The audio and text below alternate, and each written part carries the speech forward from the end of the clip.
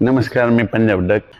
नंदुरबार जिल्हा, धुळे जिल्हा, नाशिक जिल्हा, जळगाव जिल्हा आणि इकडे चाळीसगाव तालुका आणि संभाजीनगरचा काही भाग ह्या पट्ट्यामध्ये काय होणार आहे. आणखीन 2 दिवस, आज उद्या दिवस थोडा पाऊस राहणार आहे, म्हणून हे अंदाज ह्या 4 जिल्ह्यात लक्षात घ्यायचा.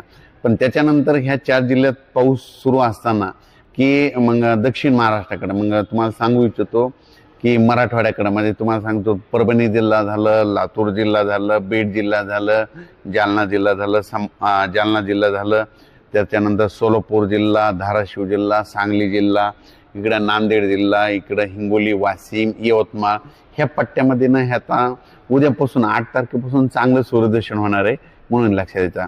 पण तुम्हाला एक सांगू इच्छितो तर त्या जिल्ह्यांना फक्त 9, 10 आणखीन 4 दिवस चांगलं सूर्यदर्शन होणार आहे.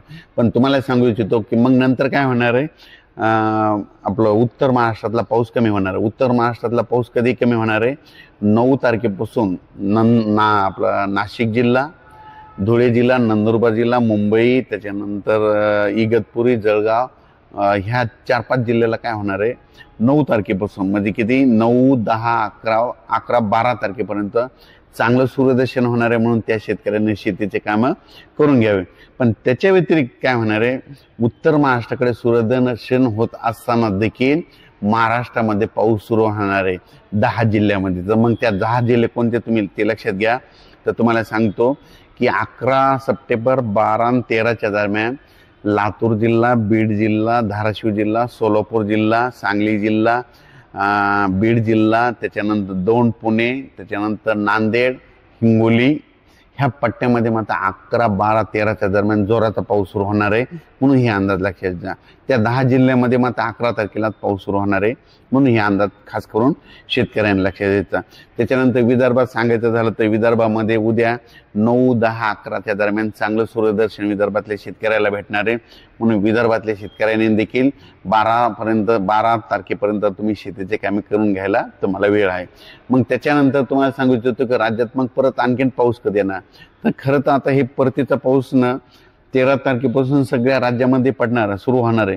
पण त्या अगोदर 11 तारखेलाच मात्र सांगली, सातारा, सोलापूर, लातूर, बीड, धाराशिव, अहिल्यानगर, परभणी, नांदेड, हिंगोली, वाशिम, यवतमाळ ह्या पट्ट्यामध्ये मात्र 11 तारखेला पाऊस सुरू होणार आहे, म्हणून हा अंदाज लक्षात घ्यायचा. पण परतीचा पाऊसाचं एक विशेष असतंय की ज्या जिल्ह्यामध्ये अद्यापही पाऊस पडलेला नाही त्याच जिल्ह्यात मात्र परतीचा पाऊस जोराने पडतो, म्हणून हे लक्षात घ्यायचं. तसेच सर, तुम्ही सांगितल्याप्रमाणे सूर्यदर्शन झालेलं आहे, पण काही जिल्ह्यामध्ये अजून बी पावसाचं पाहिजे तसा झालेला नाही. जसे की धुळे जिल्ह्यात काही पट्टा, नगर जिल्ह्यात काही पट्टा, त्याच्यात अजून पाहिजे तसा पाऊस झालेला नाही. त्या ठिकाणी पाऊस कसा होईल और कधी होईल? तर धुळे जिल्ह्यात तर काल देखील, आज मी बघितलं तर रात्रीच्याला खूप ठिकाण झालं, पण आता राहिलेला पाऊस ह्या परतीच्यामध्ये कव्हर होईल. पण त्याच्यामध्ये अहिल्यानगरमध्ये काय सांगतो की नेवाशामध्ये ते एक लाडजवळगाव आहे, टाकळी ढोकेश्वर आहे, बेलपिंपळगाव आहे, श्रीरामपूर आहे, असे बरेच आहे, शिर्डी ह्या पट्ट्यात मात्र परतीचा पाऊस यांना झोडपूनच काढणार आहे. आणि त्याच्यानंतर जालना जिल्ह्यामध्ये एक रोहिलागड म्हणून एक आहे, तिथे एक काय होतं अवर्षणग्रस्त, म्हणजे तिथं पाऊसच पडत नाही पावसाळ्यात. तर त्या रोहिलागडच्या त्या जाळ्यात देखील ना ह्या परतीच्या पावसात पाणी येणार आहे, म्हणून घनसावंगी अंबड तालुक्यातल्या शेतकऱ्यांनी त्या ठिकाणचा अंदाज लक्षात घ्यायचा. म्हणजे सांगायचं झालं तर परतीचा पाऊस अद्यापही ज्या गावाला पडलेला नाही त्या ठिकाणी माझा परतीचा पाऊस पडणार आहे. तसंच कर्नाटक विषयी काय सांगतात सर?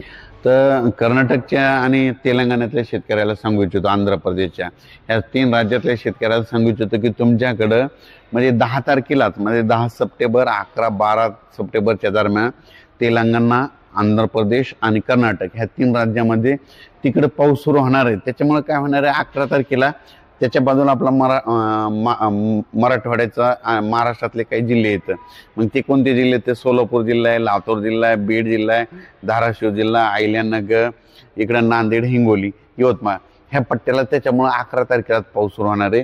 म्हणून कर्नाटकच्या शेतकऱ्यांनी अंदाज लक्षात घ्यायचा, मराठवाड्यातल्या त्या 10 जिल्ह्याच्या शेतकऱ्यांनी अंदाज लक्षात घ्यायचा की पाऊस येणार आहे. सर, तसेच आपण सांगितल्याप्रमाणे पाऊस झालेला आहे, पण आता परतीचा पाऊस जास्त राहील का कमी राहील? आता हे परतीचा पाऊस आपण खूप दिवसापासून म्हणलं की पहिल्यांदाच म्हटलं होतं जूनपेक्षा जुलैमध्ये जास्त पाऊस पडणार आहे, जुलैपेक्षा ऑगस्टमध्ये जास्त पडणार आहे आणि ऑगस्टपेक्षा सप्टेंबरमध्ये सरासरीपेक्षा जास्त पडणार आणि असं सांगितलेलं आहे. 2 नोव्हेंबरला मात्र थंडी येणार आहे म्हणून हे सांगितलेलं आहे. आता हे जे 17 सप्टेंबर म्हणजे 13 सप्टेंबर ते 18च्या दरम्यान राज्यात सगळीकडे पाऊस व्यापून जाईल, म्हणजे सगळ्या गावामध्ये पडून जाईल. म्हणजे 11 ते 20च्या दरम्यानचा पाऊस म्हणजे सगळ्या महाराष्ट्रामध्ये जे 42,000 गाव आहेत तिथं सगळीकडे पडून जाईल. पण त्याच्या व्यतिरिक्त तुम्हाला सांगू इच्छितो की 25 सप्टेंबर, 26, 27, 28, 29 दरम्यान एकदा परत पाऊस येणार आहे राज्यात. त्याच्यानंतर 10, 11, 12 ऑक्टोबरला देखील पाऊस येणार आहे. म्हणून हे देखील सर्व शेतकऱ्यांनी ह्या तारखा लक्षात घ्यावा. आणि आपण आपलं सोयाबीन कसं वेळेवर काढायचं ते तर तुम्हाला सांगणारच आहे, कोणत्या दिवशी सूर्यदर्शन राहणार आहे. सोयाबीन काढताना शेतकऱ्याला कोणी सांगत नाही. तुम्हाला एक सांगू देतो काय करायचं. सध्या पाऊस चालूच राहणार आहे. दुपारपर्यंत जितकं कापायचं तितकं कापून घ्यायचं, तितकं लगे उचलून ओळी लावायची. असं केलं तर तुमच्या सोयाबीन यावर्षी सुखरूप निघणार आहेत म्हणून हे लक्षात घ्यायचं.